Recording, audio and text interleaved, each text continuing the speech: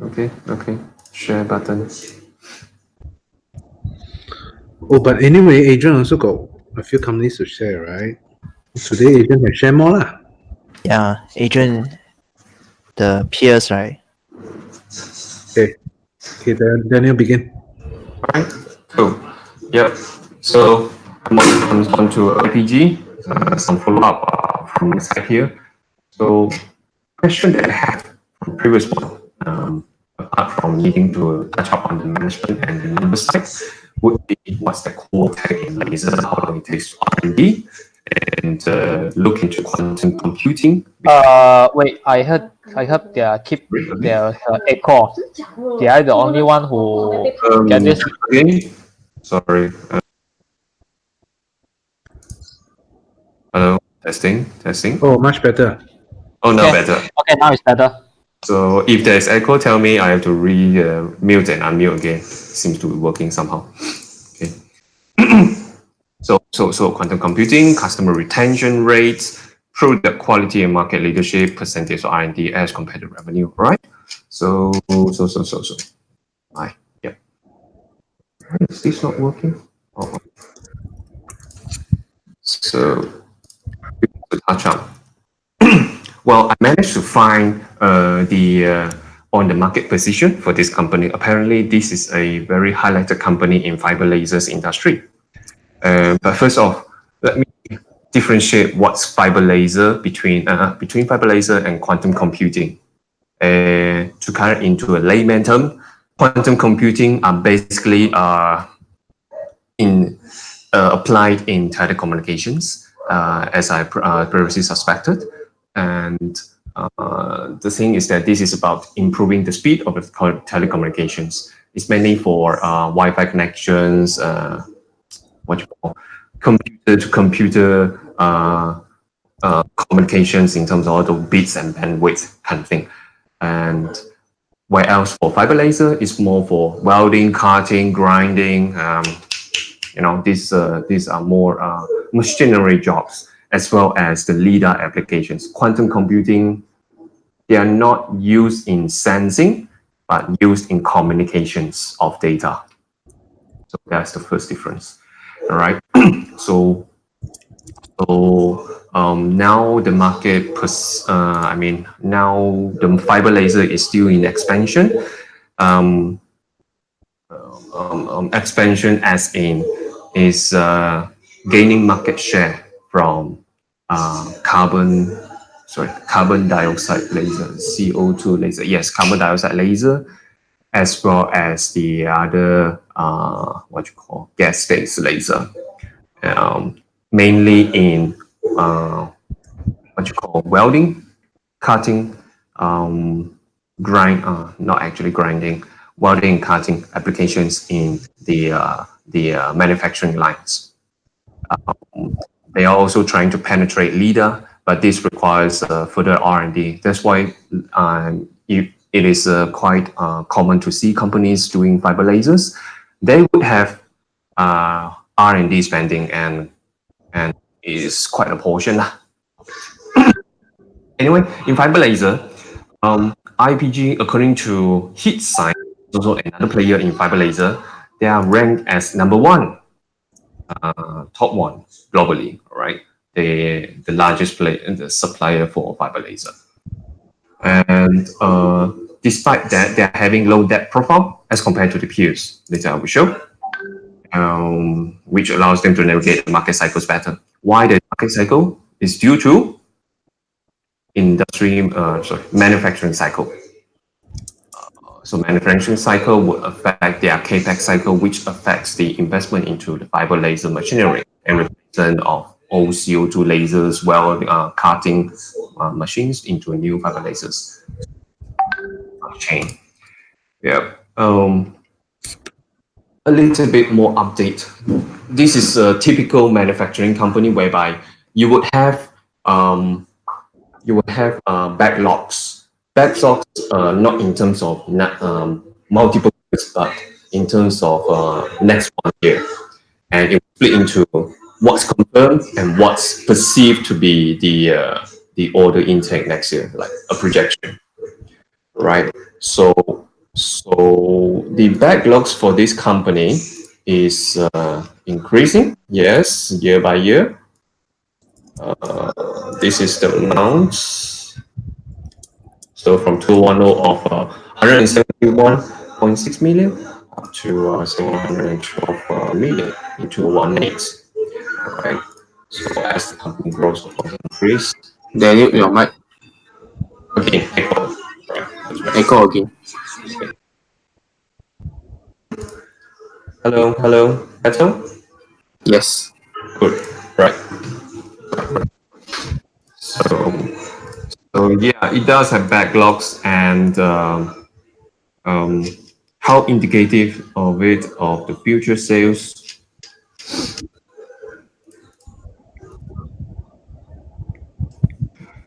So far, historically, half the backlogs are confirmed orders with firm shipment dates. That means shipment dates already confirmed, and they are going to ship it on that day.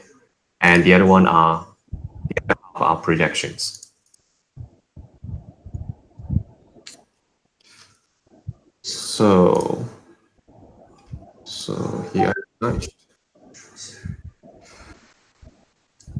what the management is planning to build from now onwards is that tracing from their past acquisition history and also reading up on their company expansion strategy, they are intending to expand the application of fiber laser more into the manufacturing industry. That's what I can tell from the acquisition history, because it's all about applying fiber lasers into robotics arm, customized laser systems for manufacturing, and so on and so forth. Not so much into LIDAR, it's still a very small part of it, but they are definitely hitting hard into Industry 4.0. And they intend to continue to do so. All right. So, things to watch out, I think I already highlighted previously. What else?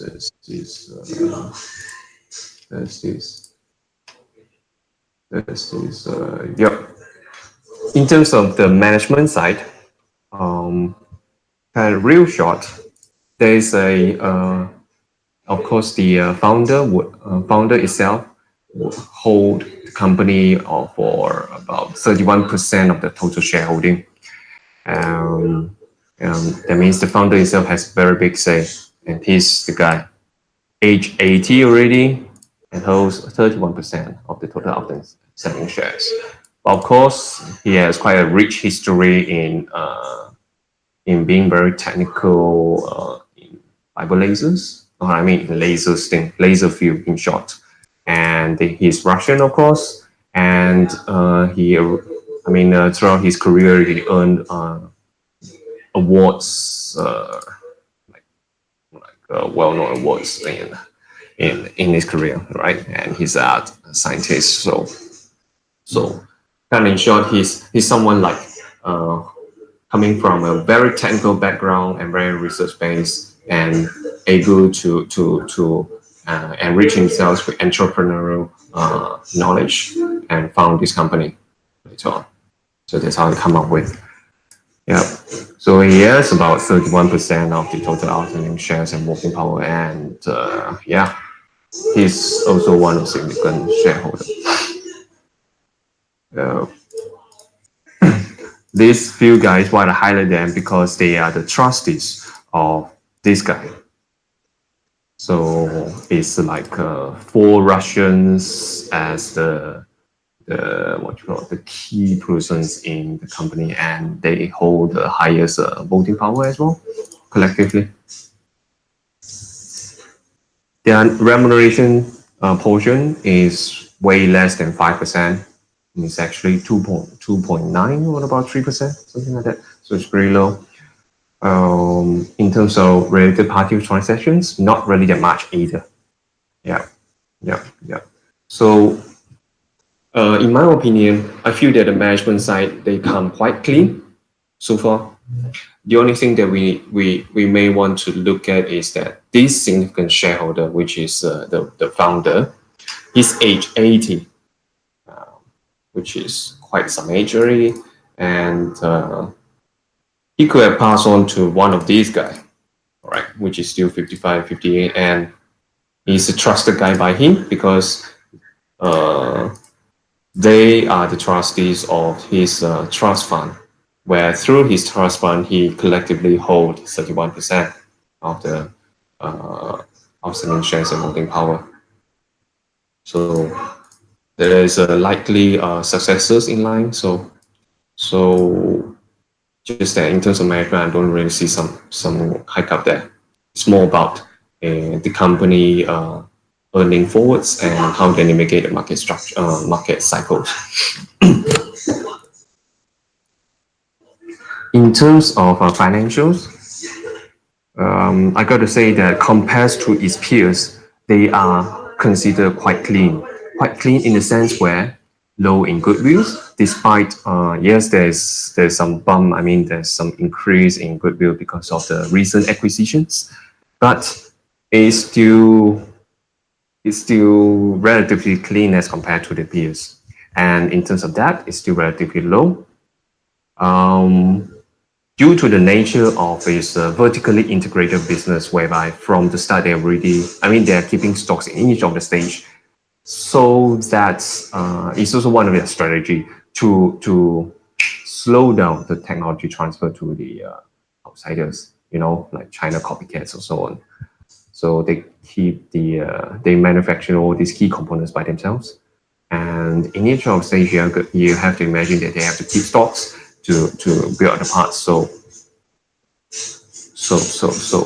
that already by itself would raise the ceiling for the inventory turnover. So their inventory days are actually pretty high. Yeah.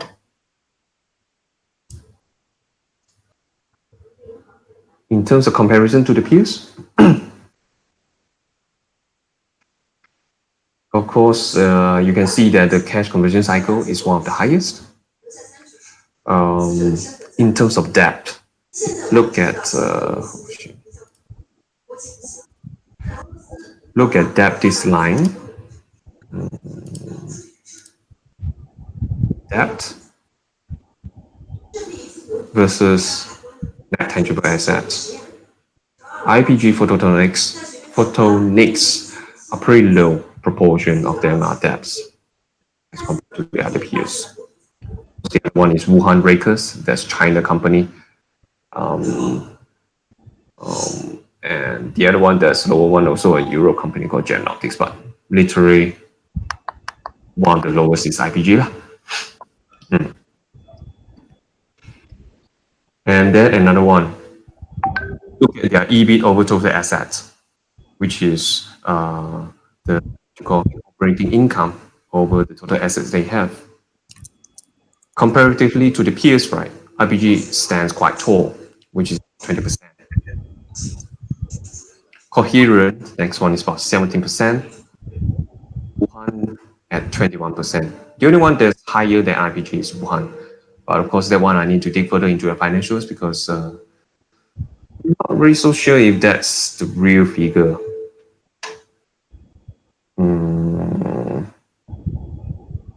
Yeah. Yeah. Yeah.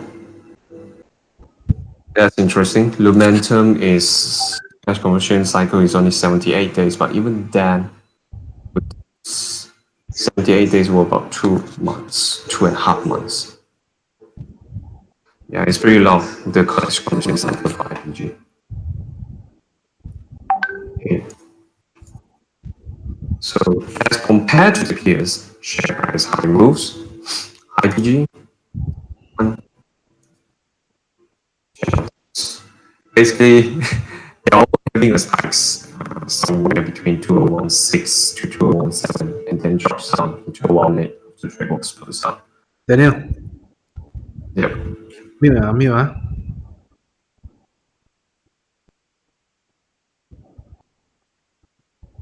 Hello, testing. Yeah, okay. Now better. Okay. Hey, you want to buy a mic from me? Okay. So well. Thanks for feedback. Now I know that my mic need to replace. Actually, yeah. Hey, the numbers looks very good lah. What kind of For company is this? for manufacturing line, I have to say that the numbers looks pretty good for IPG. And this company, I really looked through the numbers, and there's really nothing much to lie about and nothing tricky behind. So continuously use their extra cash to buy into short-term investments such as bonds. Oh, you mean they are using their extra cash to buy bonds, is it? Yeah, to generate those The interest, interest for their cash. But I mean, looking at the manufacturing company, which you normally expect high capex, high maintenance fees, and a lot of them are not keeping are not keeping a lot of cash, right? Except the top few players. This one guy actually he's having quite a lot of cash, and he's very low debt as well. So in terms of his financial profile is actually pretty beautiful, lah. I gotta say that. okay. And that further strengthened the statement that he's one of the top few players, but probably also the top one player in the fiber laser industry. Yeah. So Yeah, can I ask So a question? the question then is that how bright is the future for the fiber laser industry? So far, from all the readings I have, I also try to gather more knowledge in terms of general readings and the news and the discussion that they have for related to the fiber laser industries. Generally, people are looking into it for the manufacturing, the applications. Fiber laser is into the manufacturing, which is industry 4.0 lah. Because like what I highlighted in the previous sessions, if you recall, would be that fiber laser is better than CO2. Most of the manufacturing are currently using CO2 lasers, which requires higher maintenance fee, higher maintenance cost as compared to fiber lasers. Due to the inherent technology of how CO2 works, which requires a lot of those mirrors to reflect the particle inside. For fiber lasers, pretty simple. If I recall correctly, it's just generate the beam channel through the fiber optics, and there you are. You got a laser already. So in terms of moving parts, it's very few. It's very few, and that's why it's very attractive to replace the CO2 laser with the fiber. Yeah. Of course, now the concern is that hey, okay, and you got this trade war ongoing, and everyone is know that the market late cycle. So yeah, that would be the concern, and I think the price has sort of also shown that as well. You can see that's probably not show that either. You can see that the P ratio is probably standing around 19. I mean, there's some years off here due to the something. Anyway, it's generally around 19, 15 to 19 kind of ish, around that range. So yeah. Your P ratio is 19. Yeah. Why Google is 29? That is because I'm taking the financial result of 2018. Google one is Trailing 12 months already, is it? yeah. I haven't included Okay. that. I haven't included the trailing 12 months, which is Okay, can you suggest something? already. Like for our I was reading something recently, and then they talk about the Peter Lynch, right? He actually recommend us to dig out the quarterly revenue and earnings, and then we just put into Excel. Then we can see I mean, they have to be every year, have to be just the recent 2 years or so. We can see the change already. If you talk about trade war, you can see very clearly whether trade war actually affect them, because it's been like how many years already? 2 years already. 2 years already. Yes. Yeah, 2 years already. So yeah, And then you can see whether their earnings is growing or declining. It'll be much easier to see. Yeah. Okay, just now I wanted to ask, right? Oh, okay. So okay. I'm mute. Yeah, I want to ask, right? Do they have Just how you want to- do they have patent one? Yes, very good question. Patent is also another way that they slow down the technology transfers to the outsiders. They always file patents, of course, because they continue to invest in R&D and build new higher power lasers and with newer applications.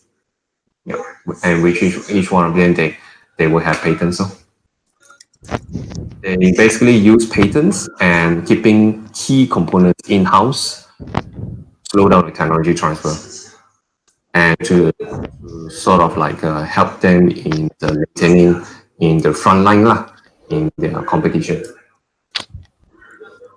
R&D cost portion, what they're spending is I mean, it's been increasing in portion.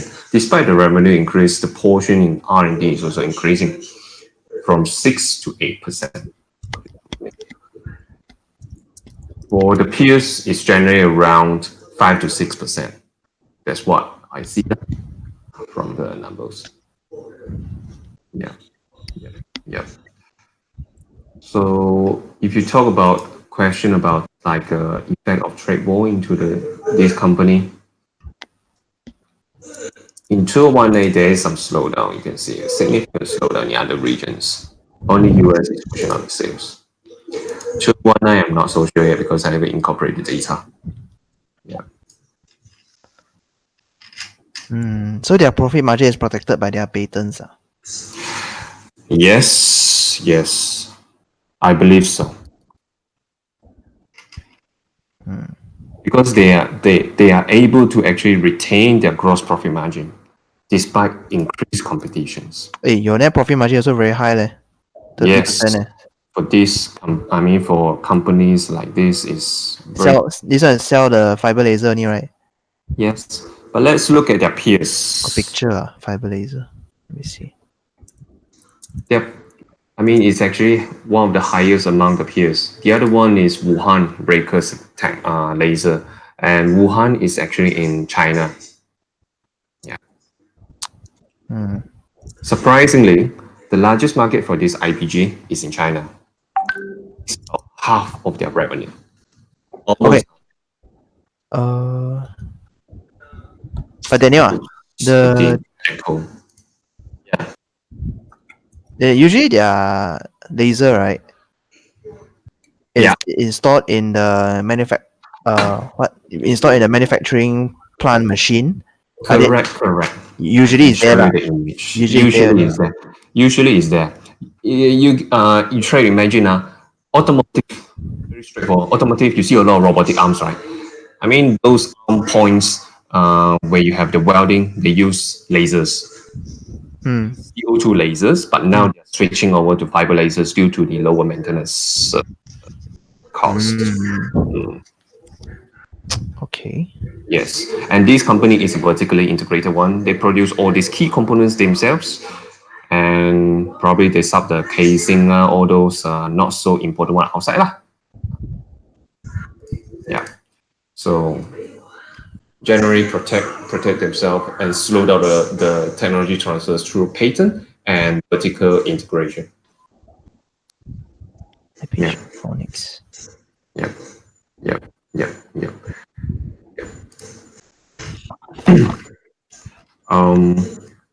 In terms of valuation, I can share in I think tomorrow or the day after tomorrow. Just have to work out some details on that. So let me try and wrap up. In terms of market positioning for this company, it's no doubt that it's one of the top, and actually, despite the competitions, it's still able to maintain the profit margins. That's quite impressive.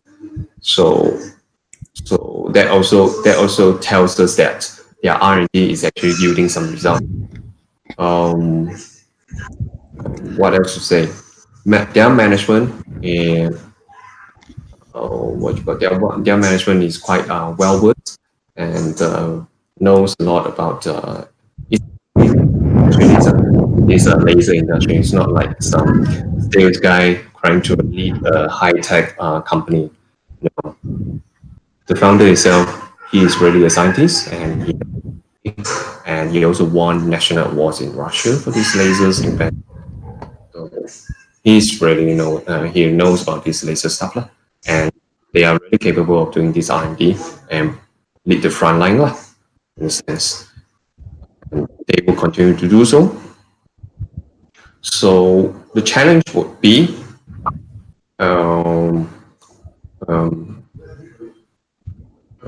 I think that the thing that needs to be considered is that project a very positive growth in this company and have to look more into the downside. Well, it's late market cycle and anytime anything can happen. So probably we might want to look at what price is more suitable to look at this company, something like that. Yeah. On top of that, you try to ask me what's so special about their fiber lasers as compared to the peers.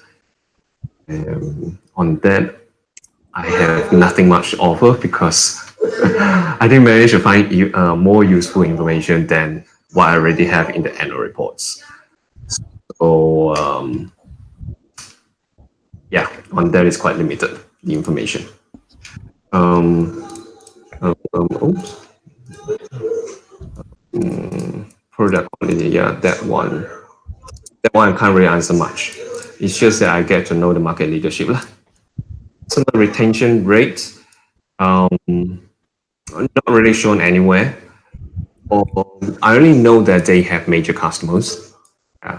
So top customers still come for about 12%, and top five customers accumulatively they account for about 1/5 of the revenue.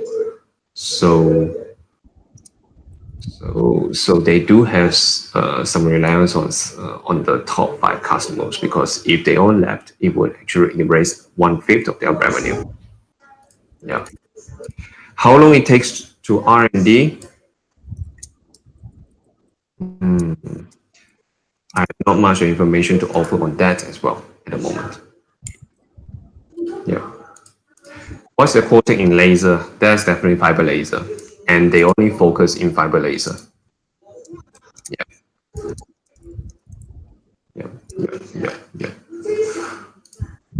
So I guess more or less my presentation will be like that. I'm open for more questions now, if you have.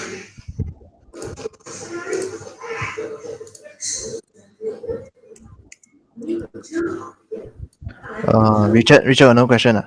No question.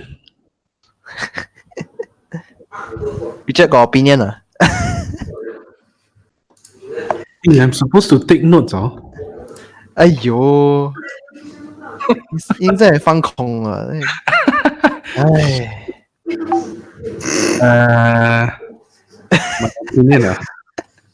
The guy is a Russian founder, right? yes. Yes, and all the 4 key persons This are listed Russians. company is listed in US. US.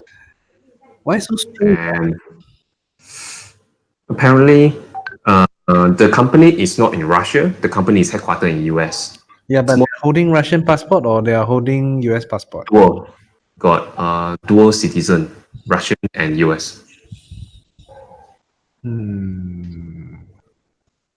Actually, what is your concern? You are thinking that they will actually wrap this company and go back to Russia or something? Or? No. What if Russia say that this is their tech?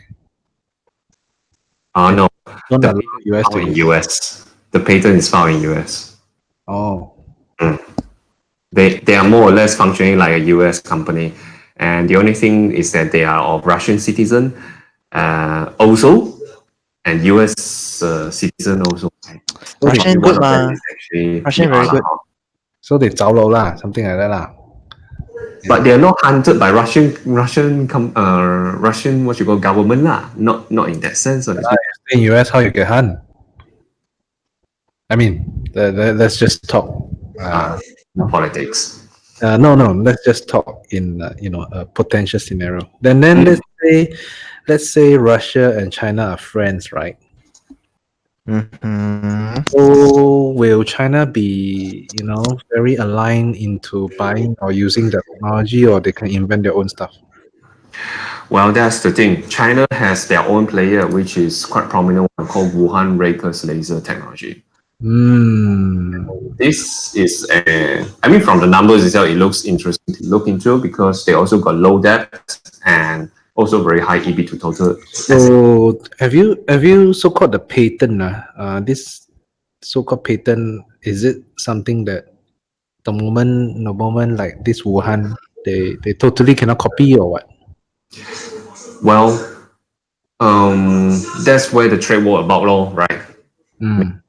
One of it lah, at least one of the major items. So if China is to get past the trade war, they must actually honor the patent rights lah. If China honor whatever patents you say in US patent, right, you come to China to copy one, and China don't care one. Yes.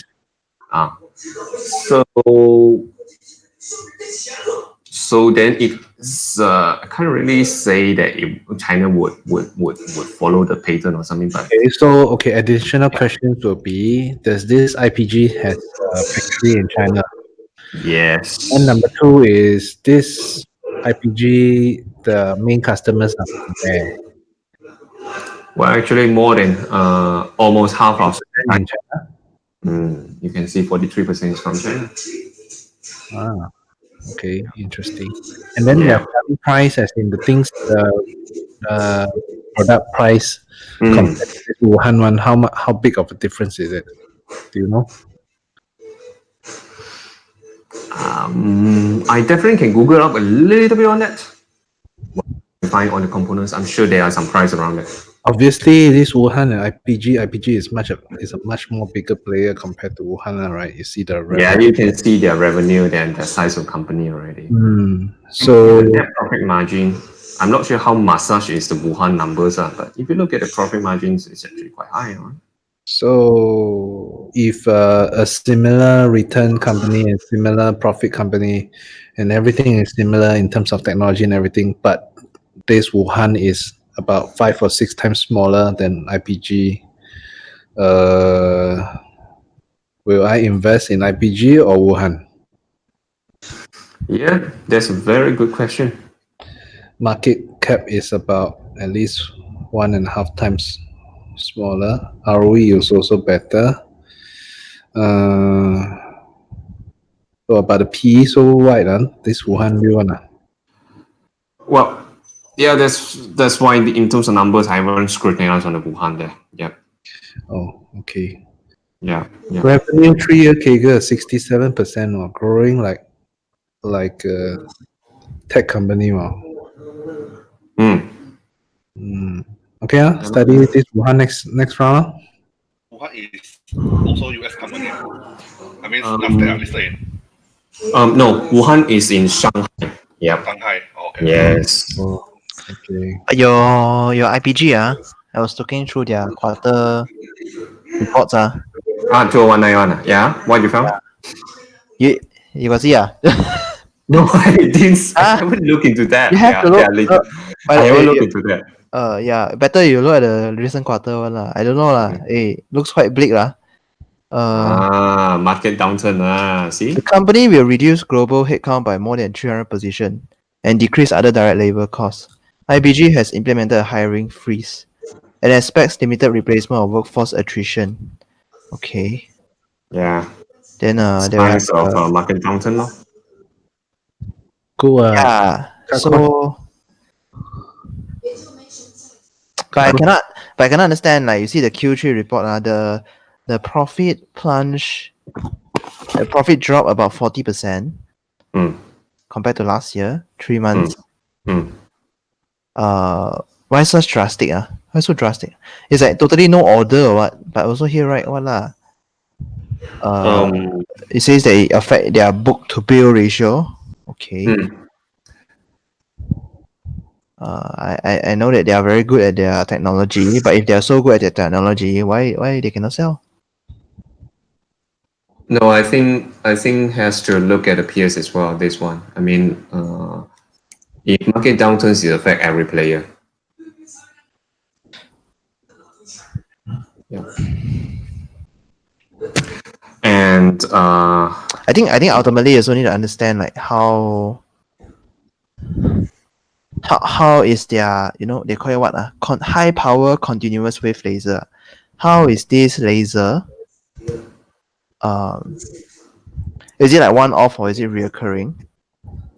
And then well, if it's definitely this company is not subscription basis. You can forget about it. It's not recurring. So once a company invested in it, you for sure expect the laser to last for, normally PP would last for 7 to 10 years. okay. That way. This is a capital goods industry. It's not a subscription basis. So you cannot look at it that way. But there's only a limited number of players who will buy their laser, right? How big is the pool? How big is the pool application? That's what the company is trying to penetrate. So far, the penetration is into automotive. What else? Aviation. What do I think? I think medical as well. Medical device. Yes.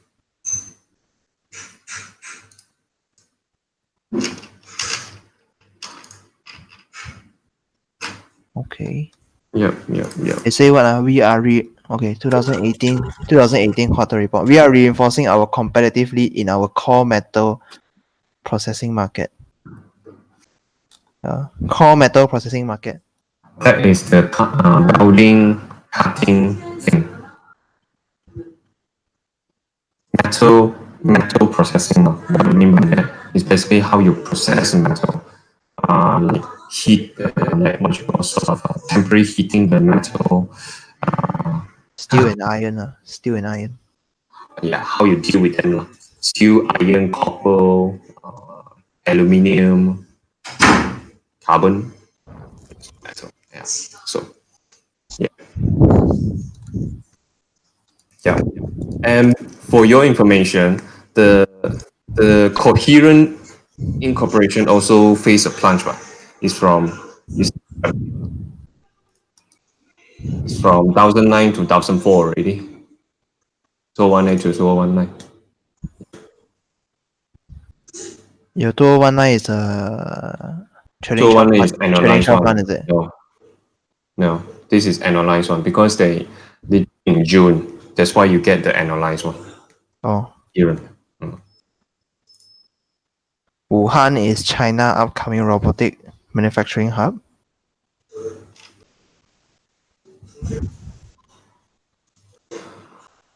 Yep.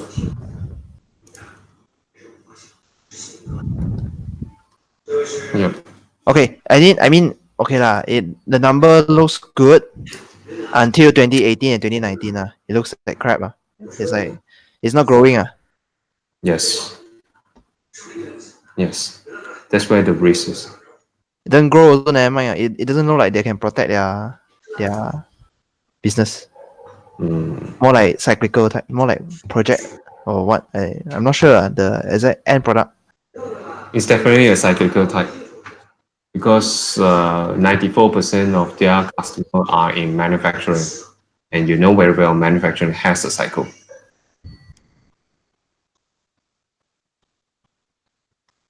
Automotive, aviations, all have a cycle.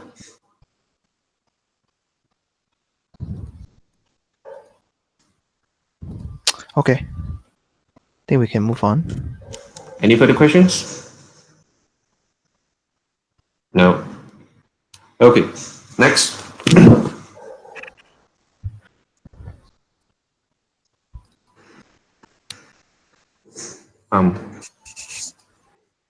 Next one. Who's one? Darren is not in yet. Darren will be with Hong Kiet one. Yeah, but my side not update. I'm not sure from his side. You got what? You were doing what? Luckin Coffee ah? Fucking coffee. Luckin Coffee For ah? Luckin Coffee, I recall The question the was same store sales and Yeah, SSG, right? the same store still according to the percentage, right? Yeah, the last week we already answered on that. But the one was only was the on the surface one. what do you mean on the surface? Wait, let me check. Because remember last week we do show regarding that. There was the Mission- only data we can find. Mission to beat Starbucks in China. Hello. I think Hey, I'm on Darren. time. Hello, Hi. Yeah. Darren. Just Hi. on time. Just Oh, on time. We Darren, you- passed one company. We were just talking about you Wait. actually. Where I you came see. back from? China? No, I didn't come back. I just flew to Penang. I'm meeting a big client, Zurich, on behalf of Fullerton in Penang lah. You mean Zurich Insurance ah? Yeah, correct. Zurich Insurance. So all their C-suite leaders are coming down to do a site investigation. Ooh, okay. Yeah. Okay, where are we? Oh, just nice. We are at Luckin Coffee. Anything on update, Darren? Any update? They just grew 10% more. Actually, Right. 13% more. Sorry, 13% more. What do you mean? Right. The share price. Okay. Yeah. Richard say NTM. Yeah. So serious ah? They grew 13% since you last presented ah? Yes. Yeah. Apa ini? Last five was 30 a bit. Now about 34, 35. Yeah. So my opinion is this lah. Yes, we can say they are the WeWork of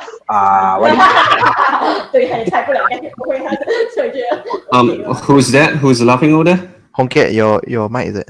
Not me. Might be Terry ah, Terry. All the girls Terry? at your house. Okay. No one already. Yeah. So my opinion is they are like okay, can be associated with WeWork of coffee.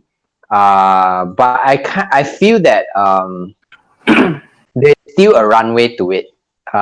It is definitely as of now and based on our principle, based on our criteria, not really the kind of company that we will be investing in because track record too short. Don't really have track record, and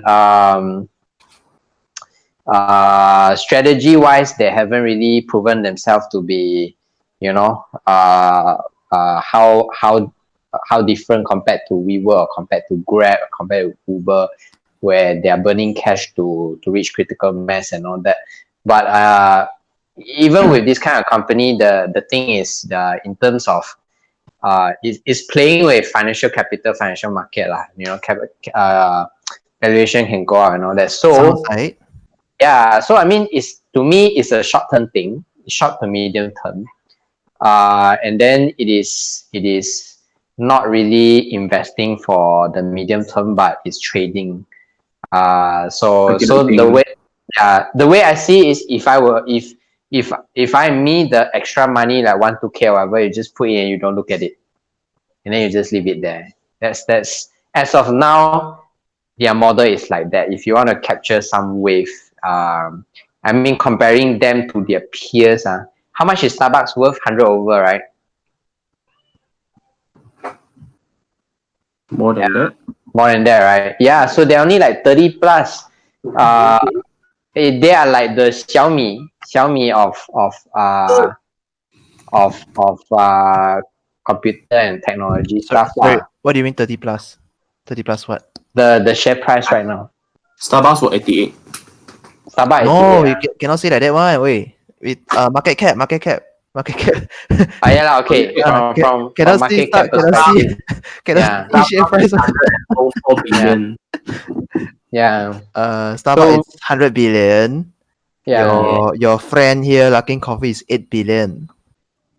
Yeah. So Yeah. very, very far away, right? So and I kind of feel that what's stopping them from going outside of China? If the model works in China, they can always continue to expand every other place like Starbucks. What they just want to start off by beating Starbucks in their own home ground in the meantime. That's about it. But then can you remind me why with their amazing revenue spike, right? Mm-hmm. Why are they making losses again? They are They, burning all they, yeah, they as of now the strategy is to burn cash to do massive marketing, massive what do you call this Discount. purchasing of new client discount. So even my girlfriend's friend in China, they say some of them they even get to like get free coffee, whatever, you know. So Yeah. they get free coffee from Luckin just for like patronizing their shop lah. Yeah. So this is the cheaper version of coffee and the cheaper version of Starbucks in China. But of course, I mean, based on my friend's friend, some of their comments they did say something like 也不是很好喝，但是就便宜咯。like that lah. That's their comment. But you know, people drink coffee sometimes it's not really for the taste lah. That's why the model very different from Starbucks. Starbucks is you sit down there, you enjoy the taste, right? Big premise, comfortable environment, and then very, very chilling environment for people just to sit there, chill, do homework, do whatever.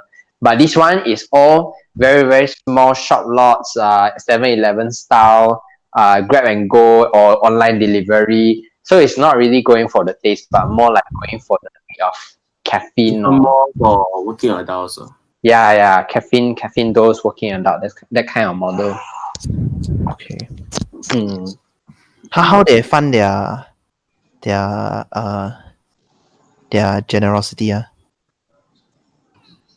IPO. As far as concerned, it's IPO lah. Okay, doing the financial, right? How they fund their money?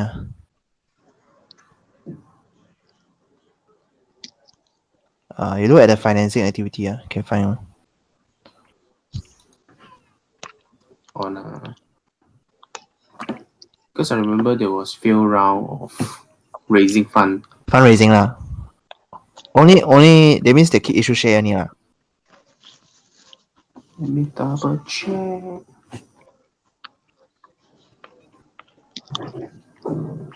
Where was mine?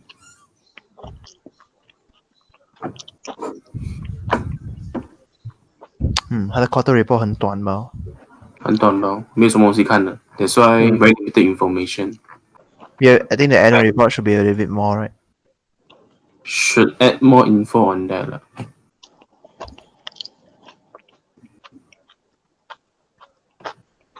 On the thing they are able to find is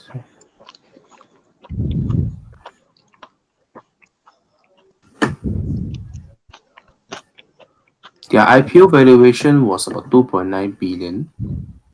Then also after that they will raise about 560 million afterwards. Few rounds, 1, 2. Okay. Yeah, IPO is huge enough. Revenue is 409 million US. Okay. Net loss is 201 million. In US. Okay. Price to sales is right now is 8 billion, right? Yeah.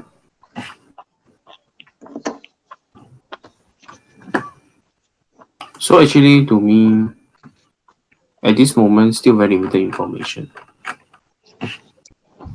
Still very new, very raw. But this is why Price to sales ratio about 20. It's like a company that sells a story, like we work like that. Yeah, correct. Mm. It's the WeWork of coffee. Who knows? So like Darren saying, if you have any additional cash, if you don't mind, just throw 2K in, and leave it there. And then don't look at it. Yeah. For a while, like 10 1 years year. later, it becomes 100 billion company. What is gambler? You're 2000 times already.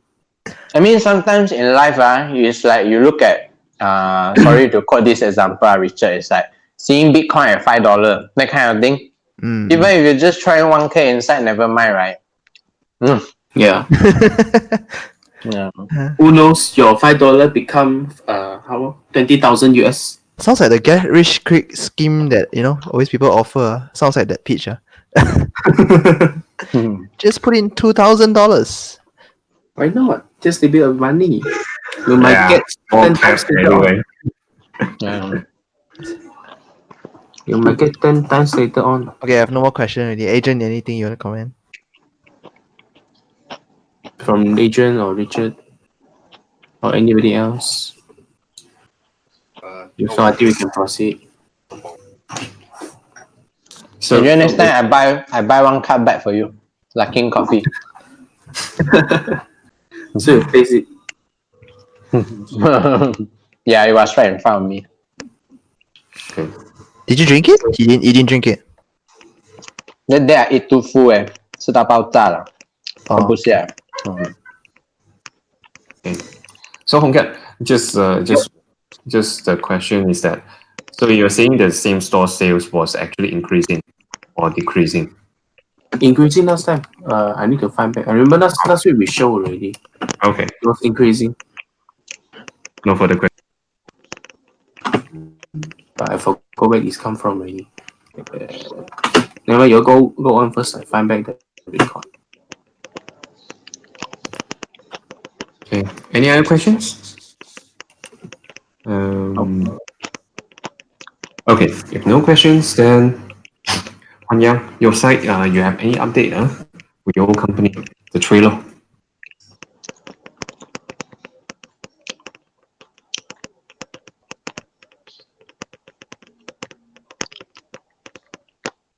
Hang on. Okay. By the way, the laser for IPG is always more expensive than the PA1. Okay. I think For Choi Liu, actually last week. Was it last week or last 2 weeks? Last 2 weeks. I think the remainder question is still comes back to why Choi Liu is raising tons of funds. Okay. And then also why they use a lot of the funds to buy the corporate bonds. But what I'm thinking right now is that they buy the corporate bond is because they don't know what to do with the funds yet. So corporate bond is it's like just now the IPG Phonics type of strategy, where they just buy to get the interest. Okay, I might be wrong. I don't know. And then, in terms of the rationale or why they go and raise so much funds, right? I cannot find until I cannot find until, but what I can find over here, let me share screen. Okay, share screen already. So apparently Motley Fool is actually quite good.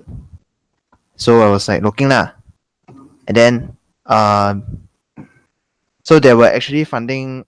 So I was looking at like the SandGrid deal was one of the big deals that happened recently that investors are looking at So this SandGrid is they acquired. SandGrid was I think it was a listed company. Okay, so yeah, it was a listed company until they acquired it. So they actually acquired a SandGrid using a 2 billion stock swap buyout. Okay, so and this happened. Let me see. Yeah, SandGrid. how much? 2 billion in an all stock transaction. And it's their biggest ever transaction, expected to close in first half. So it happened already. It's already happened already. And then over here it says that the bid is equivalent to their $36 per share, which is about 100% premium to Sangrid's IPO price. So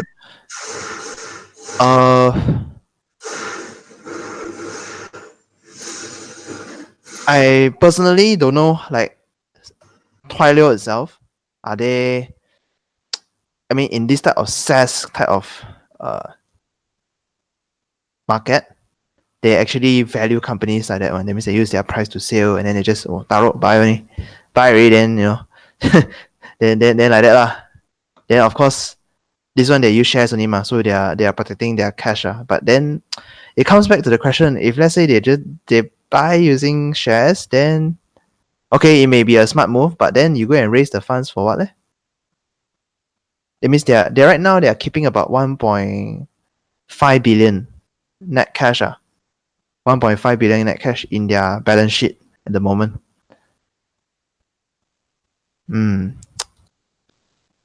Okay, this one is posted just 6 days ago.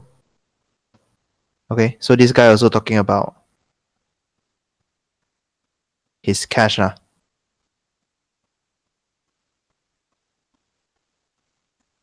Yeah, over here. He has about 1.9 billion in cash and marketable security with the 500 million long-term debt. This one is the debt notes that they issued. So if you net it out, it's about 1.5 billion cash. Which is also selling the story. This company also selling the story. But apparently they are saying that Twilio with SendGrid, when they merge together, it, in the space itself is a very big thing because they are like integrating both functions together and then they are cross-selling. That means they are acquiring SendGrid's customer. So they are like one of the one-stop provider for all this especially for this messaging API. Okay. So bottom line, to quote this guy, Brian Witters. So this guy is saying that if you're comfortable buying at a price of sales of 13 for Twilio, then it will be an opportunity lah. Okay, it will be an opportunity.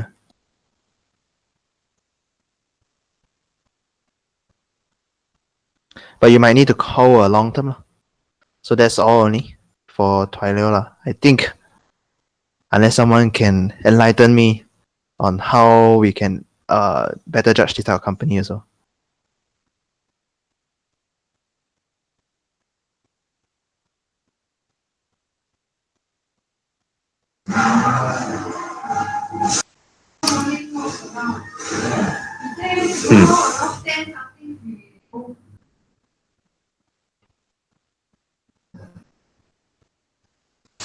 You know, when SaaS company don't net profit is not their main focus. It totally throw out your value investing, throw everything throw out already.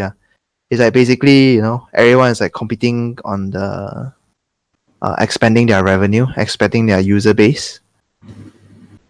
Their operating cash flow is also not free cash flow. So it's very hard to tell when they'll break even. And then even when they break even, like, does it justify the price that you are paying for it today?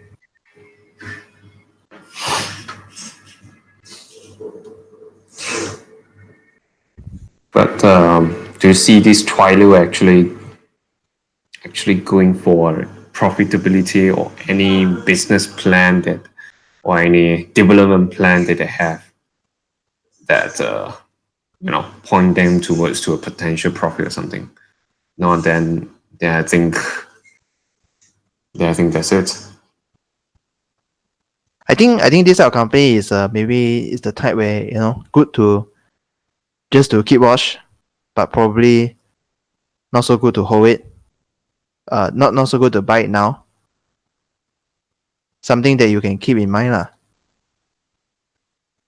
When it can break even, they don't tell. I mean, I think got analysts asked them before in the earnings call, in the earnings transcript. But they also don't provide a they don't give you a date like, oh, 2020 we're gonna break even. No lah, they don't. I think usually won't lah. If they do and they don't, yeah, well, they themselves screw up. Yeah, but it's their focus right now. Apparently, for the first initial few years, also they are also on sales growth only. They are very focused on sales growth. It means they're expanding customer base is their main thing, sales growth. But which I can understand, because if you have all the customer on one platform, which is like Facebook or something, and then their power is on the net. They call it net dollar expansion rate, which is you start using our messaging API already. Okay, very good. Then suddenly you feel like, oh, maybe on the ad feature, maybe I want to do more things on the ad video. Then you start spending more on their platform. So hence, which makes sense if let's say this type of strategy going there, that means they want to expand their customer.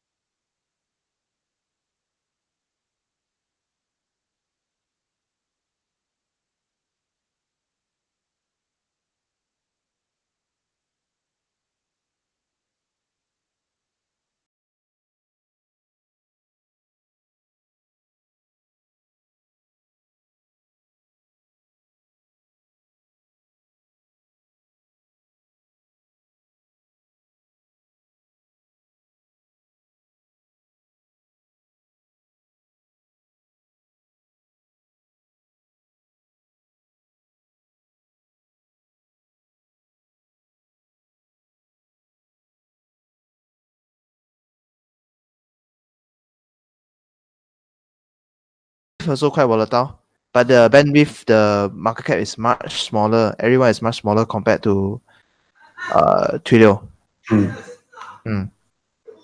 But let's see whether bandwidth.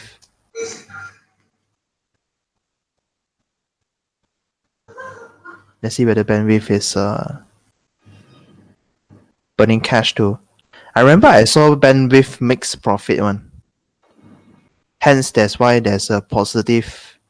Yeah, there's a positive ROE and ROIC. Let me see the cash flow. Cash flow from operation 25. Capex 32. So it's negative, is it? Okay, free cash flow 10 or okay. Let me see.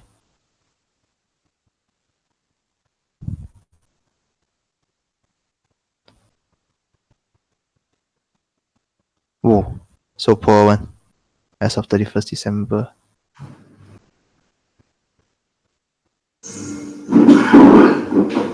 Maybe they just cross over.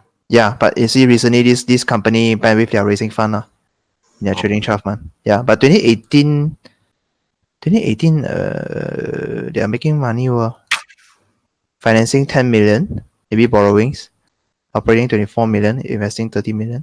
Okay lah. Still okay lah. Still acceptable lah. It's not like our Twilio.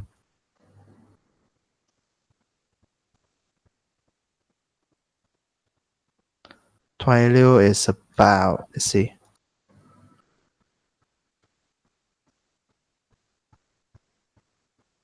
Cash flow from operations is about 8 mil. Okay. And then your capex is 100 over million. Okay. 100 over million, but also I mean if you remove this 80 over million, the one that they go and buy the corporate securities one, maybe you get a better number. 50 to 60. 55 million, but your cash flow from operations is 8 million and then continue raising funds and convertible notes. Interesting. And then they also have a very generous stock-based compensation, which doesn't affect your cash. Does it affect your cash? It should. The company stock-based compensation is the company promised the shares to the directors at a certain price, right? stock option mah. It will reflect in your net income lah. Reflect in net income, reflect in balance sheet in terms of equity. Yeah, cash flow. Does it affect cash flow? No, I don't think so. Actually, it doesn't affect the cash flow, right? What's the question again? Your stock-based compensation won't affect cash flow, right? Stock-based compensation, yes, more applicable is an unrealized gain or loss, unless he exercise. That means, let's say they promise at $16. The share price now is $100, so the company will recognize that loss, that spread loss. Yeah, no. So it will affect the net income.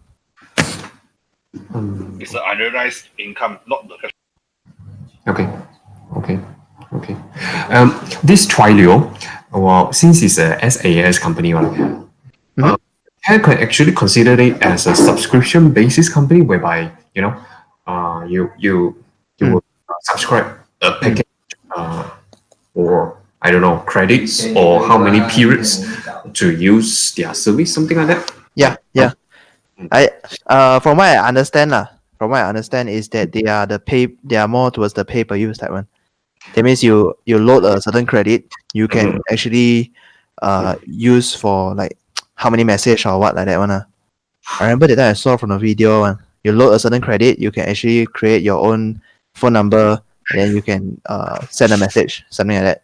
But let's say if you want to reach, because let's say you're a business, you want to reach to a lot of customer, then definitely you have to pay the amount the much larger amount. So meaning when your customers scale, of course your business will scale together as well. Yeah, actually we talked about this during last session. Yeah. Let's see whether I'm able to find. Okay, any more question? Nothing.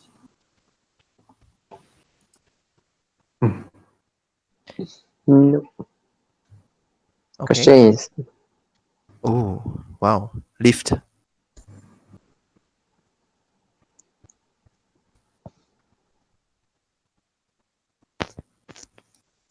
Okay, then I think we move on to the next one, which is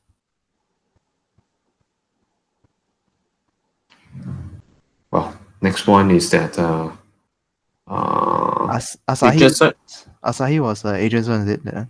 Yeah. Where agent uploaded the short version one? They upload the long version one. He uploaded a long version? I thought he uploaded a short version. That's why he has one. No. He uploaded the one short version only. One short version. Okay. Japanese company. For Asahi, I think I won't repeat the company. I think maybe a little bit. Also, not so little bit on the peers. One of the peers I will present today. Visual scheme first. I reported a question last time on Asahi, right? Was about from Darren, which is asking about more on the operation side. About how the customer service in relation to the medical device. To the that one, I think you need to act as a customer to contact their sales agent. Okay, agent. Yeah, what? Your Asahi number very nice, or all your gross margin, what margin? Yeah. Okay, actually, all this health company is already filtered out.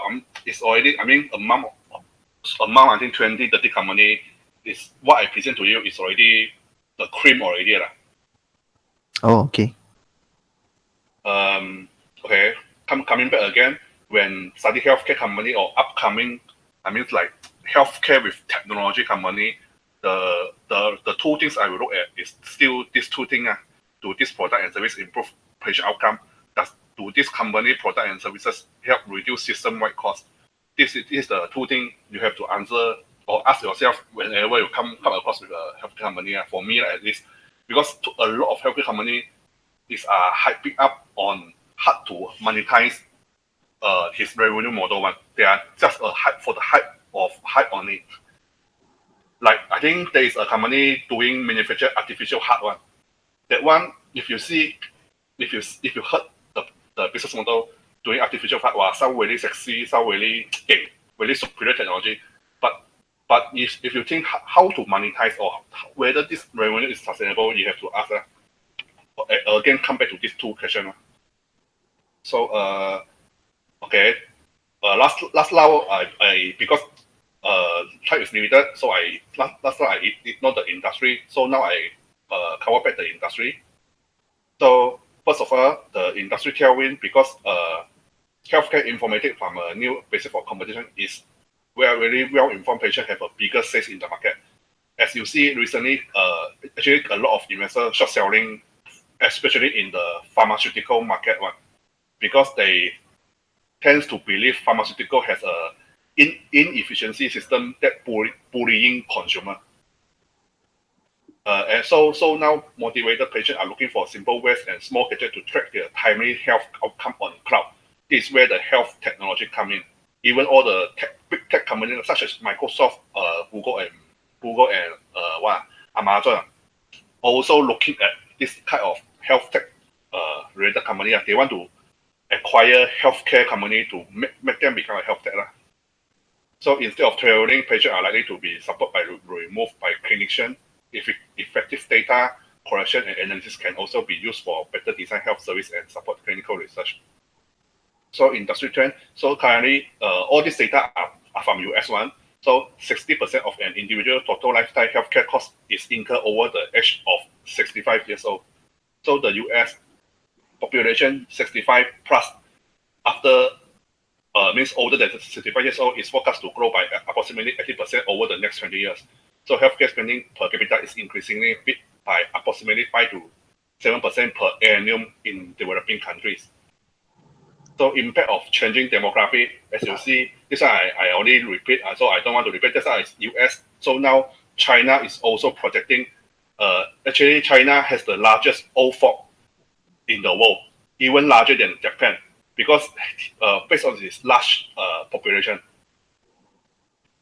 So in the US itself, right, hospital cost breakdown usually 94% is from the labor, drug supplier, food, and depreciation. Only 6% is from medical device. Meaning medical device, actually the cost in hospital medical device is relatively low.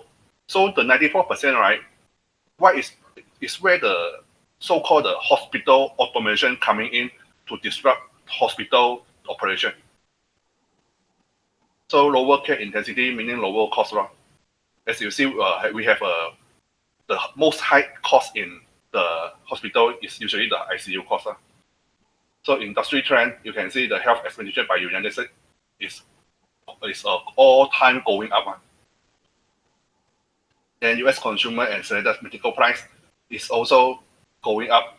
That means you can see the average inflation in US, right, is the CPI is 2.7%, but the inflation for medical care and medical care service is higher than the average inflation, even double. So, and as usual, when we are analyze company, you can see, especially in technology company or software company, the R&D spending is the crucial. Is determining they are whether they're spending R&D to innovate the solution or not. I thought we first thought of maybe it's the computing or software or the manufacturing. They have the highest R&D, but up to recent year, right, the highest R&D spending by industry is actually healthcare. Of course, the software and internet has shown an exponential growth based on this graph. So it's hard to say, maybe in more few years, software and internet even higher than healthcare. But right now, healthcare is the higher R&D spending. And industry tailwind, again, aging population, rising of medical costs, hospital advancement into automation and robotic surgery, and all this tailwind coming, all this trend coming in, but does not always translate into improved patient outcome and lower system costs. So to recap, right, over the prior 20 years period, right, the US healthcare sector outperformed the S&P 500 by nearly 2 percentage points per year on average. The S&P 500 index, right, is actually one of the most successful performing index in the world. But the healthcare index is still outperformed. Meaning is as if you are an passive investor, right? You just invest in healthcare index, you still can outperform an average investor in the world. But I continue to be this is unsustainable, whether it's through government action or market force, because the US healthcare industry is to better align cost with outcome. Because whenever you improve the patient outcome, if the cost continue to increase, right, it still ultimately go back to bullying the consumer. So this tool has to strike a balance.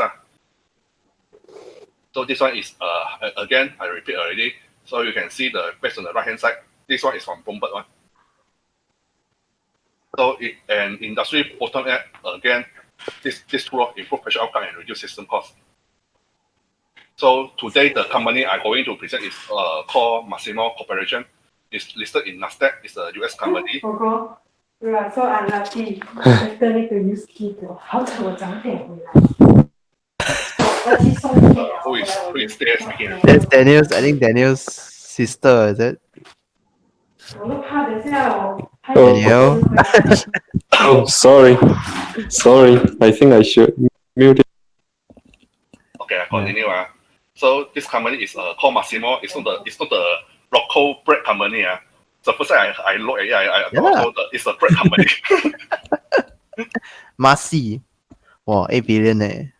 So this company also similar market cap to Asahi. Asahi is also allow 7-8 billion in terms of USD lah. So P ratio, this company is lower compared to Asahi and Dec. This company is 47. Asahi Dec, I think P ratio is almost 100, 80 or 100. I want forget already. So industry sector, this one is also into healthcare and medical device. Number of employee 3,000, while Asahi Dec is having 6,000-7,000. So this company is a medical device and also into non-invasive patient monitoring solution and related products. Unlike Asahi, it's more like invasive medical device. This one is non-invasive. So business situation and overview, too long already. I haven't added this presentation set for you to easy to read yet. So basically, the first major segment is develop, manufacture, and market a variety of non-invasive monitoring technology. So their core business is their technology they're using. The technology they're using is called pulse oximetry monitoring.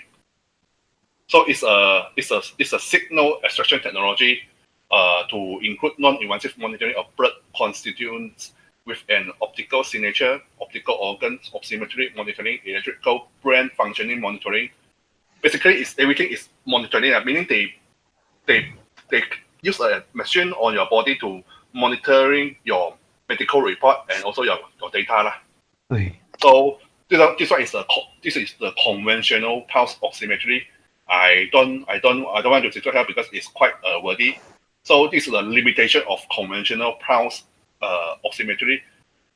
Basically, this one I leave it to you to read yourself. The limitation is it can be improved and solving by this company called Massimo.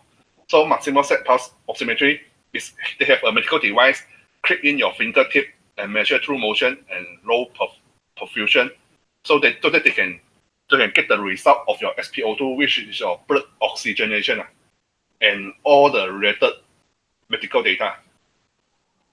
So, but how does Massimo fulfill our first criteria to improve patient outcome? So starting with Massimo core business, right, which is the signal extraction. With FDA approval in 1998, they are the first platform to accurately measure pulse oximetry when the patient is in motion, common in emergency situation and low level of oxygen. So if you want to imagine what kind of this kind of medical device, it's similar like the Apple Watch or Fitbit operate, but at a high-end reading medical. So, and then continue impressively, the set alarms the reliability during the motion and low perfusion setting remain generated ahead of the other major player. Based on their clinical report state, they have only 3% of missed true alarm and 5% false alarm, and their machine has 43% and 28% sensors. This is by far is the highest in the industry. Even I think even their closest peers is under Medtronic and Philips. Meaning Medtronic is the largest medical health device company in the world, and Philips also has its healthcare device segment.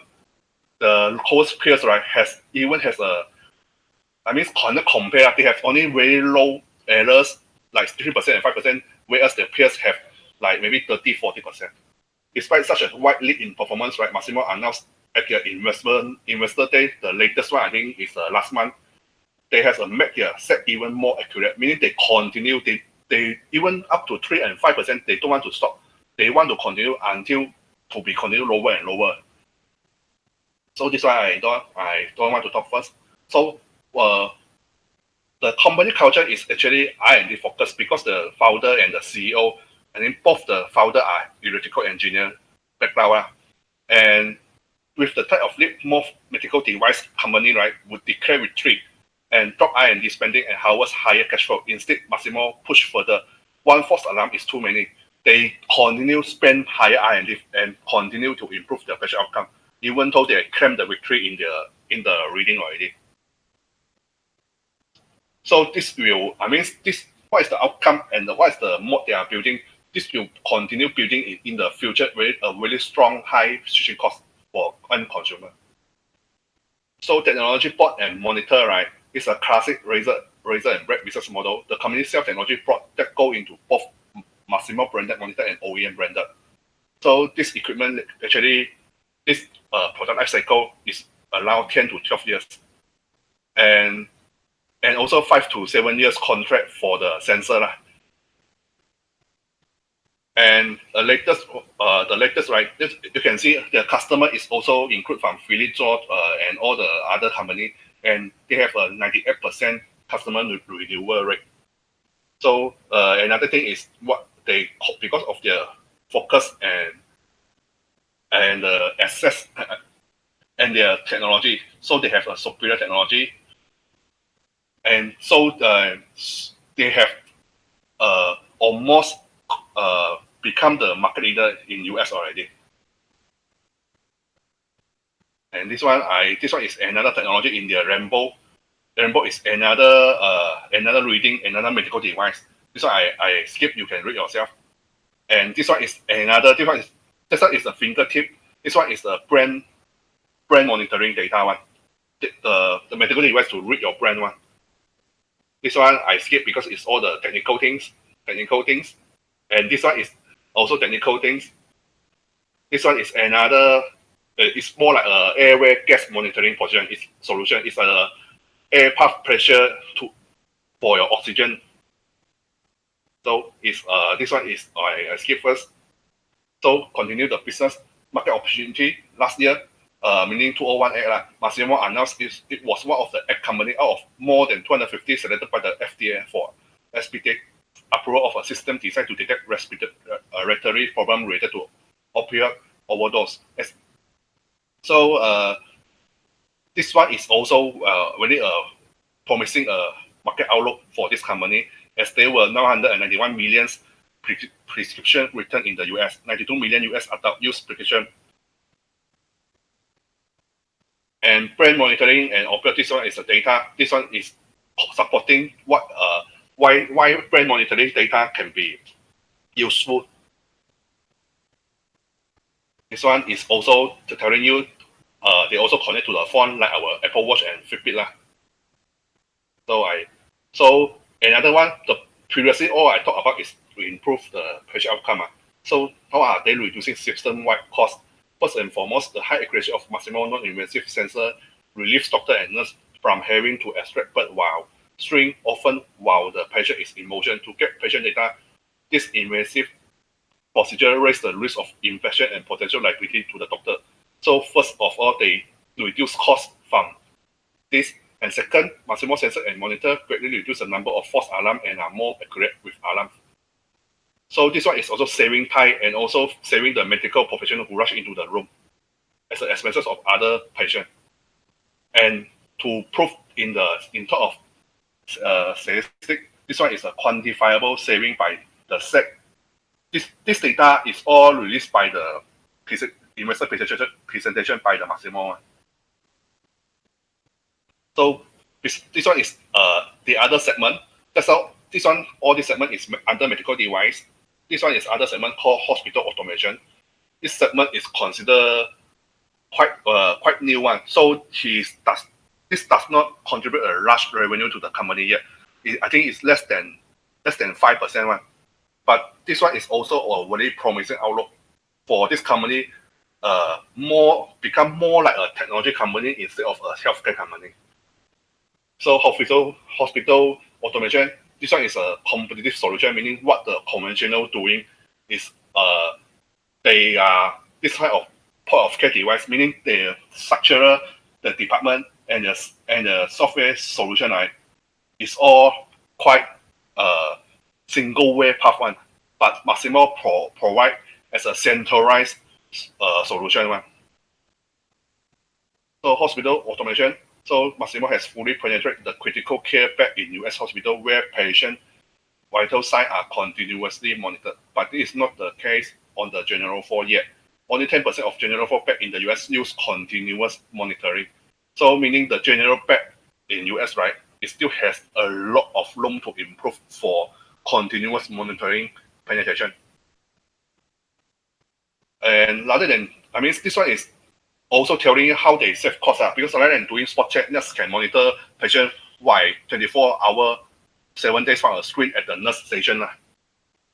I thought until okay.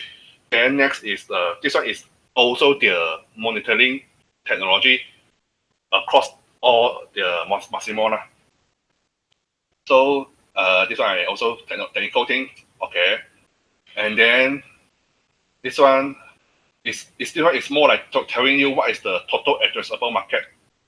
So the total addressable market is actually up to 1.5 billion.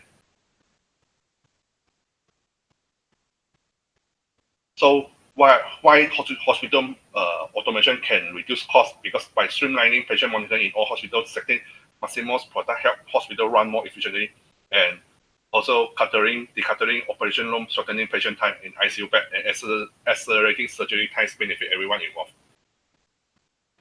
Then this one is the third segment, which is the home care, so-called digital data health monitoring system. It's also very new segment and very insignificant to the revenue yet. So Massimo home care solution is about you can subscribe. Buy the medical device, then you bring back home, connect to your internet, whether through your phone or your computer. Then you can keep on monitoring your medical data. So again, come back to a segment breakdown by geography. The company haven't differentiate the product breakdown by product yet, because as I say, the other two segments is very insignificant. So the company don't want to break down yet. So instead, they break down by geography. So you can see the highest revenue contribution is still from US. Secondly, coming from Europe, and third Asia and Australia. Then last is the South America, meaning North and South America, meaning other than US.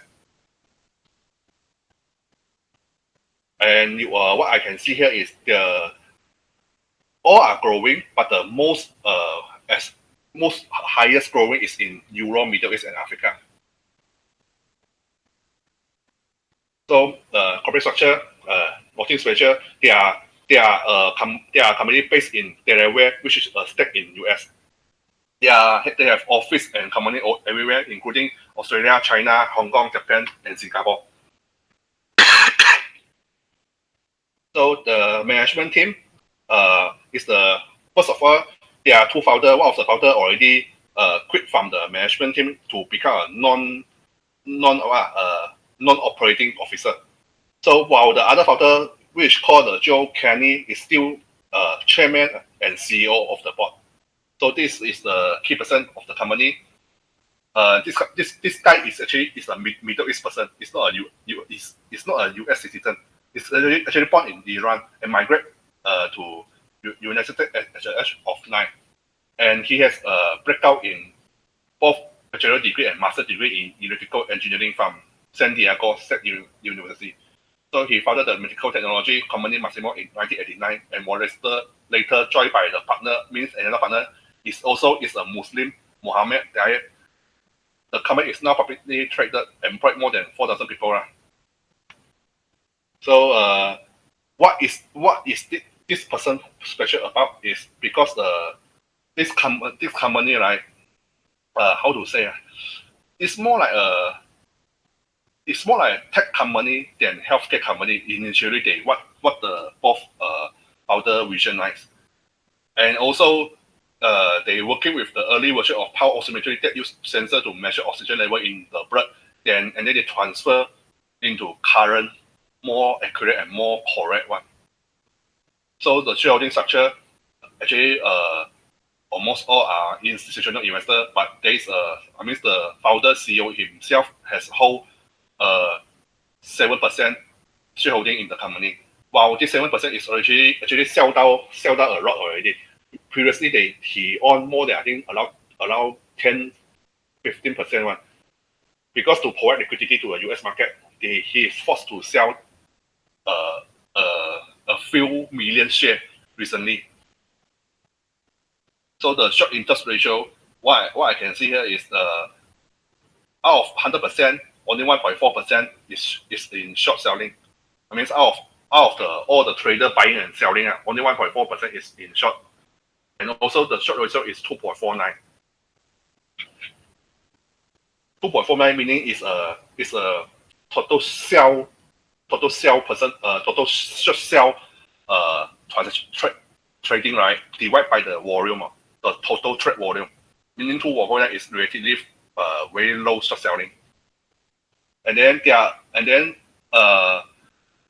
this one is what I found in latest over the 3 months. What is the insider trading? And what I want to say is only this way. There are a lot of reasons to sell, but only one reason to buy. So actually, until now, my presentation considered finished, because here about the number side, right, I haven't do in depth yet. So the peers is almost similar to Asahi Index. So as you can see, if you want to compare Massimo to Medtronic and Massimo to Asahi Index, and both are showing Massimo is a winner based on track record. So what I like about this company is the company engineering first belief remain a key differentiator in Massimo corporate culture. And also Massimo is a technology company pursuing better solution in the healthcare industry rather than a health company using technology as an avenue for higher price solution. So my presentation is finished. Wow, very good, Ewe. Much better than the bread company. You compare bread to Agent, Too much reason. this one, you're talking about the rainbow thing. We're talking about the thing where it scans the human one, the non-invasion one. Like you need the machine or you need the app to function together also, right? Yeah. Like, do they they pay for the equipment only, or do they need to pay for the app also? Both. I mean, when you buy the equipment, it comes with the extra. But no recurring one. I don't have to pay recurring fee. So far, this company has not converted into a SaaS model. Okay. Darren, any? Looks interesting that way.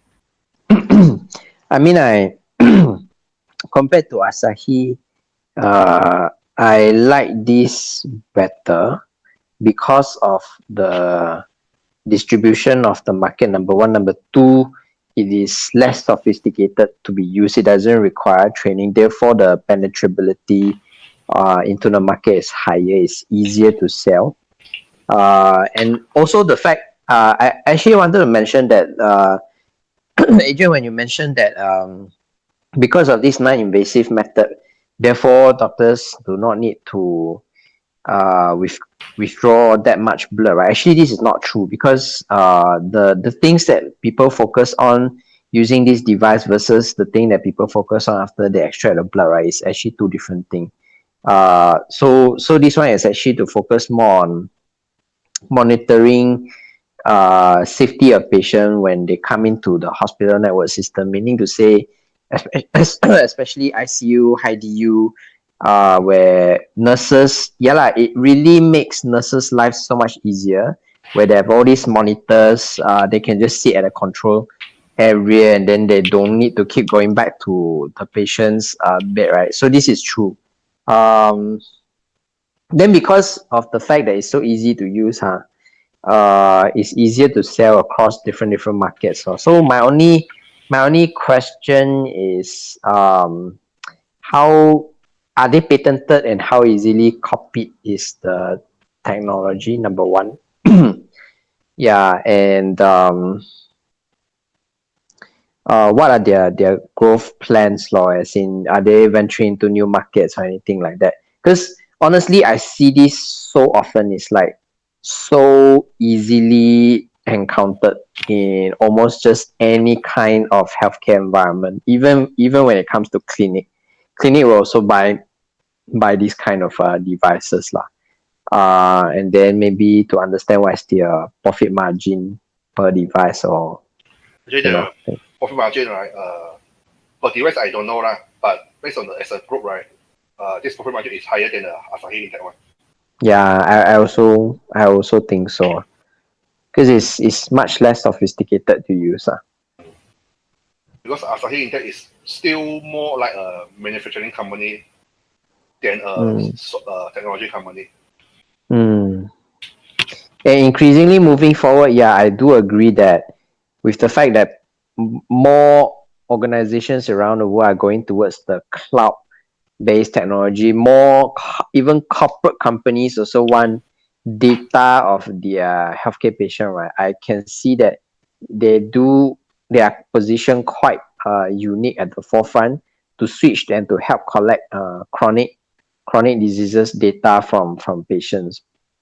I'm aware that companies like Philip, what else? Some of the tech company like they are venturing into this area. Johnson & Johnson also. It's just that they haven't come out with anything solid. I participated in some of their pilot program, but still struggling, still trying to find out how do they collect chronic patients' data and monitor them over time. Because the problem is, if you're in a controlled environment in a hospital, it's easy. But once you leave the hospital environment, right, outside is hard because people don't comply. People don't use the product as often.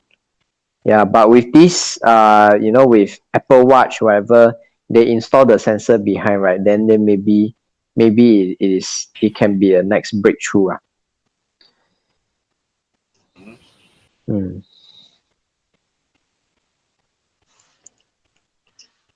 Anyone else has question? No. Okay, basically from okay, I was trying to, because you are convey and deliver a lot of messages during your presentation on this company, but based on what I roughly feel about this company, is quite it's a wow. I would say it's something that we can really look into it based on the current stage. Yeah, that's from me.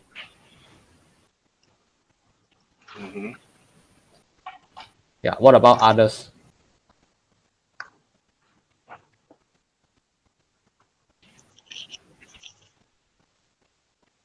So if no, then I stop my presentation here. Hello. By the way, we have around 7 to 8%, right? Really no comment at all, other than me and Darren.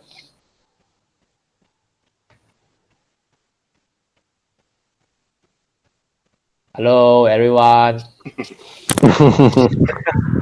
Wow. Yep. On the presentation, definitely this company is a very interesting one. This Massimo company.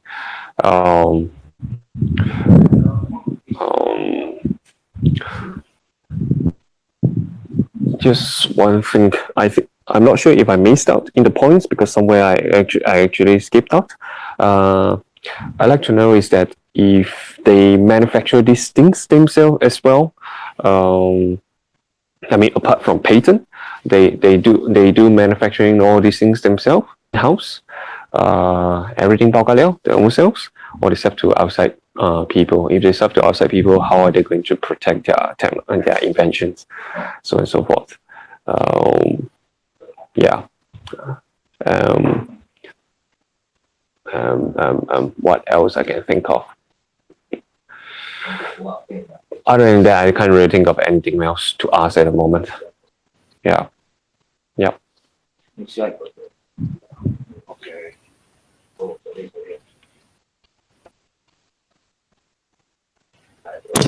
Very interesting. They're talking about hospital automation. They're talking about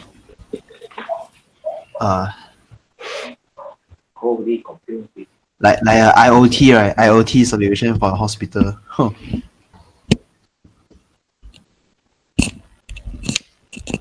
So Darren, will your hospital implement this?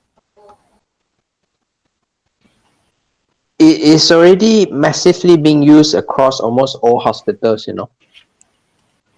Already lah. Yeah, already. Yeah. But are they integrated right now? No, right?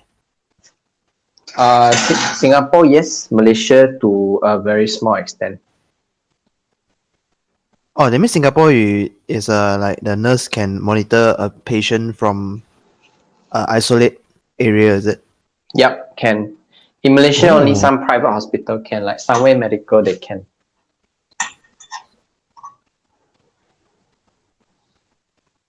Like that lah.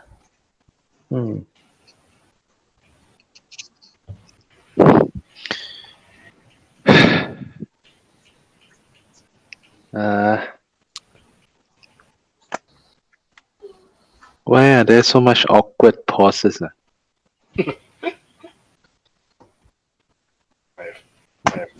have no I think idea. Maybe everyone tired. Richard, you got no question, Richard? Sure. I can't ask what because I'm taking care of my son. So What do you mean? Your son is sleep already, 12 already. yeah. So I mean, I'm just done. Oh, okay. Well, I mean, I heard of all the things like Darren and everything said. So actually, I don't really have additional questions for this company.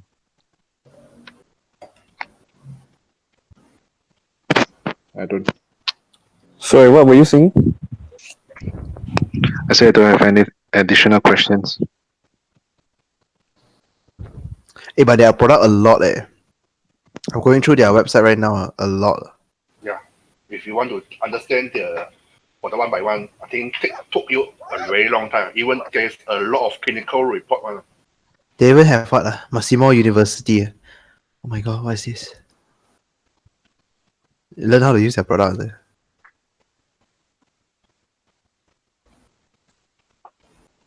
Okay. So if nothing, then we can call a day. Okay. By the way, have we gone through all the companies already? Not yours. So anything else with agent side? If not, Suffice to say that he's covered quite a lot of ground. So yeah. yeah. Terry, do you want your side? Because Yeah. as I said, I want So far, I would say generally, based on the question that you asked in previous slide, all the question that you're asking is like was really kind of far based on their annual report and also the information there. So, no response from me until today lah. Wait, what you are talking about? What Lear Corp? Yes, Leopold.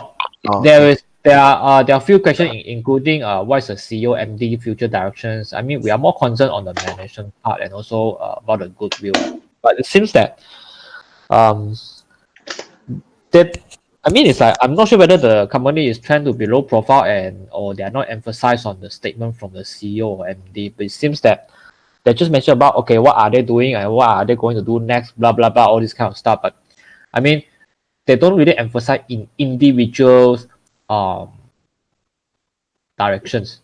Yeah, this is what I saw throughout the report, and basically the good view is they don't really disclose very details what is the breakdown in terms of their goodwill. So not much info to be dig from that.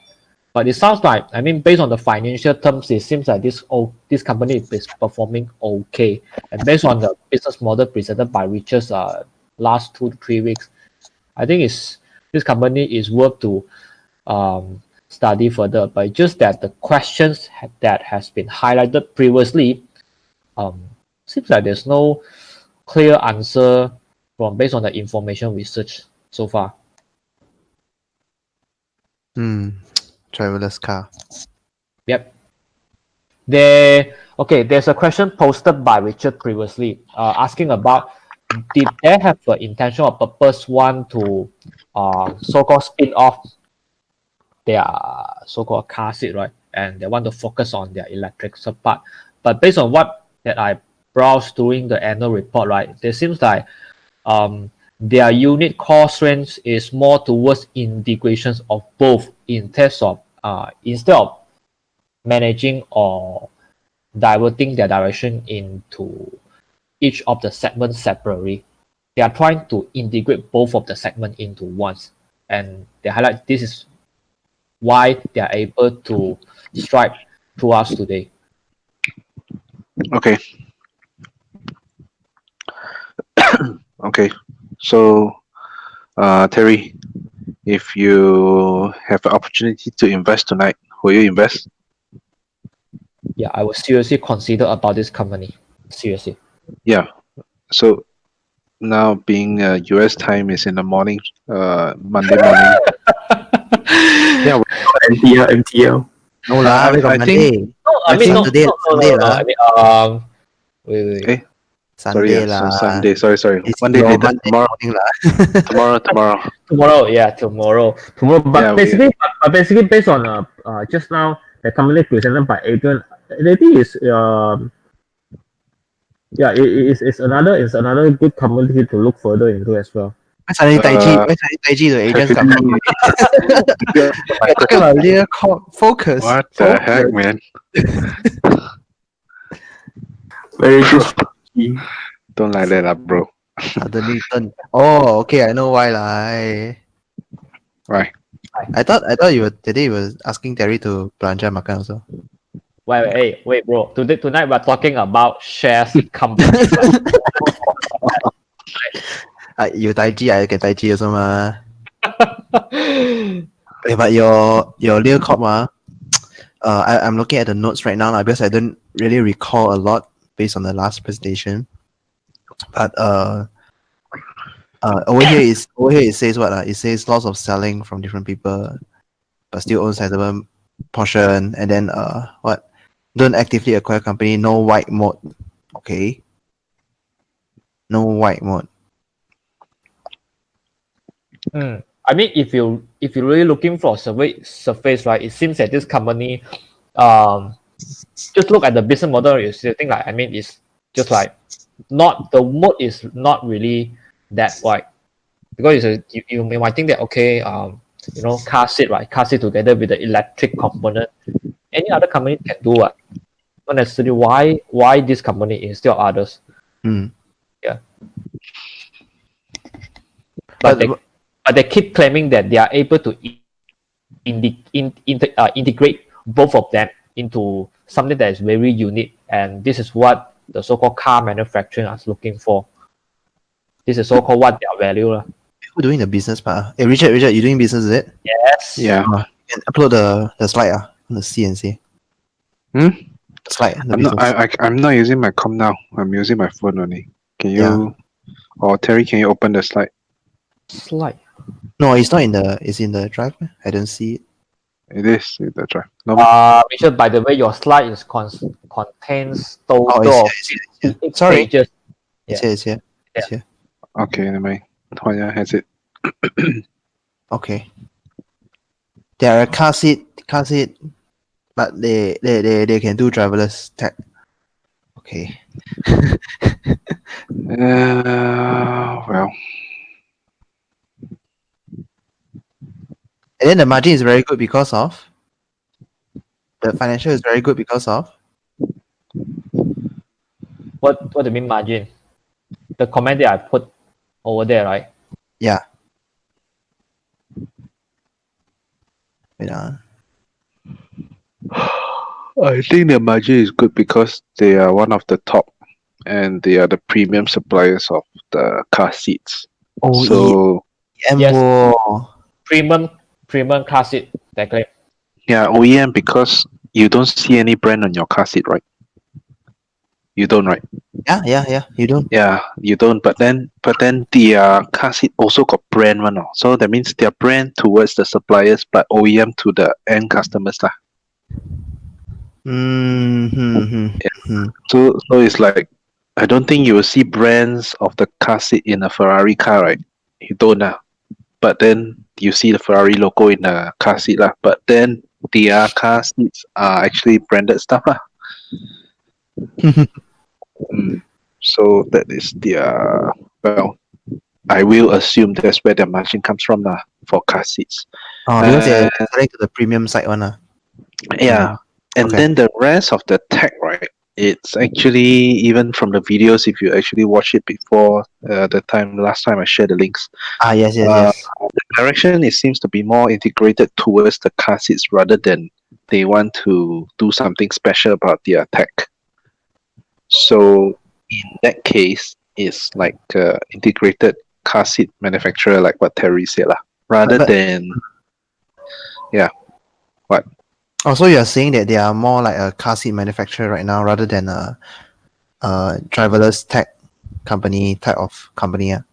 They are, but then they are like a driverless tech company for car seats, focus on car seat part lah. Which then, if you ask me, then in terms of the whole driverless car, the solutions, then car seats is like one of the lower priority. I feel lah.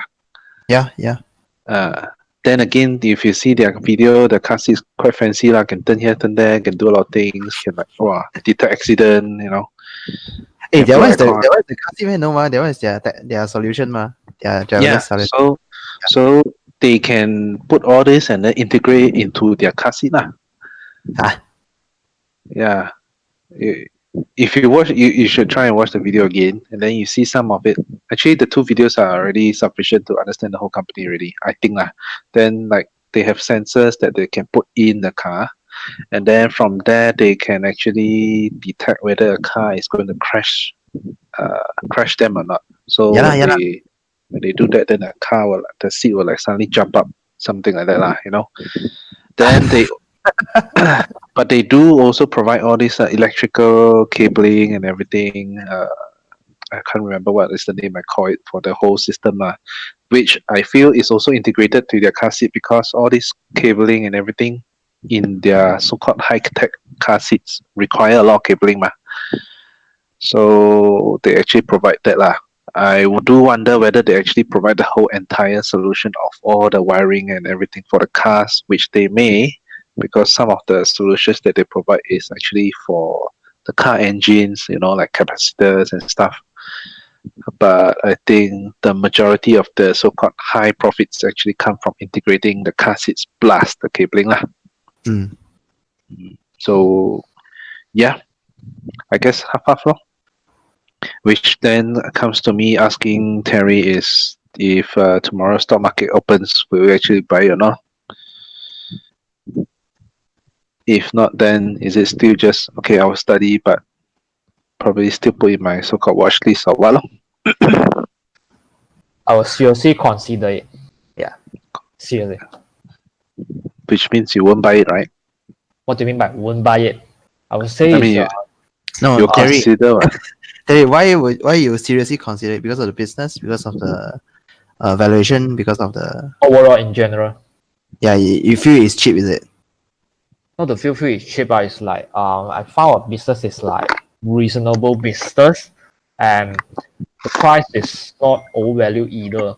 I'm considering as a whole. Hmm.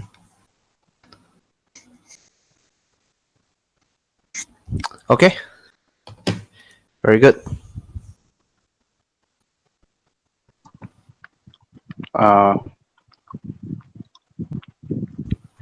So, anything else?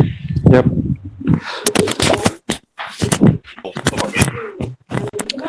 Well, we have gone through all the companies for these sessions.